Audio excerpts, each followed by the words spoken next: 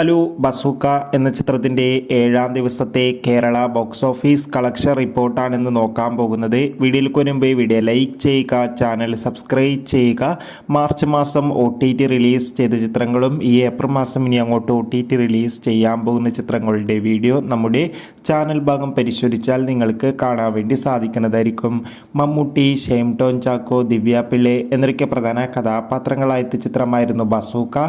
ചിത്രത്തിന് അത്യാവശ്യം മികച്ച അഭിപ്രായം തന്നെയാണ് ഇപ്പോഴും പുറത്തുകൊണ്ടിരിക്കുന്നത്. അതുകൊണ്ട് തന്നെ എല്ലാ സിനിമാ പ്രേമികളും ഒരേപോലെയാണ് ബസൂക്ക എന്ന ചിത്രത്തിൻ്റെ ഓരോ ദിവസത്തെ ഓരോ കളക്ഷൻ റിപ്പോർട്ടും അറിയാൻ വേണ്ടി ഏറെ ആകാംക്ഷയോടെ കാത്തിരിക്കുന്നത്.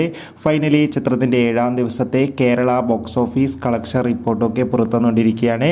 ഇന്ന് അത്യാവശ്യം ഒരു ബുക്കിംഗ് ആയിരുന്നു ബസൂക്ക എന്ന ചിത്രത്തിന് കേരളത്തിൽ നടന്നത്. അതുകൊണ്ട് തന്നെ 1.5 കോടിക്ക് അടുത്ത് വരെ ഇന്ന് കേരള ബോക്സ് ഓഫീസിൽ നിന്ന് കളക്ഷൻ നേടിയെടുക്കാൻ വേണ്ടി സാധിക്കുമെന്നാണ് ട്രാക്കിംഗ് റിപ്പോർട്ടുകൾ സൂചിപ്പിക്കുന്നത്. കാത്തിരിക്കാം. Bye bye.